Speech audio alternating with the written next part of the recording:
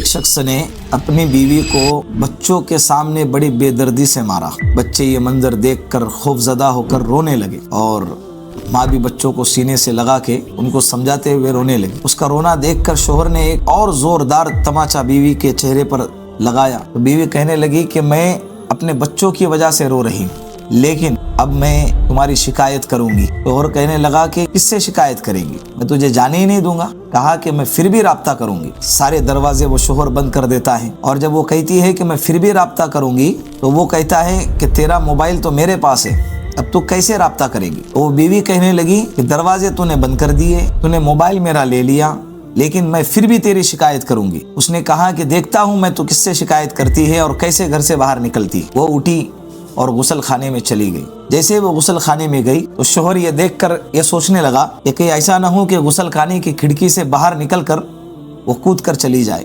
فوراً گھر سے باہر نکل کر غسل خانے کے باہر کھڑکی کے پاس انتظار کرنے کے لیے بیٹھ گیا کہ اب جیسے وہ کھڑکی سے باہر نکلیں گے میں اسے پکڑ لوں گا۔ لیکن کافی دیر گزر گئی لیکن وہ کھڑکی سے باہر نہ آئی۔ تو جب گھر کے اندر آیا تو دیکھا کہ ابھی بھی وہ غسل خانے میں ہی ہے۔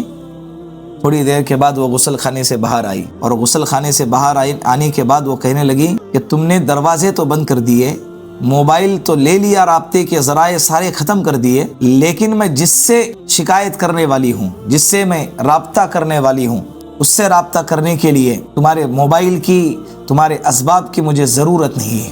مصلی بچھا کر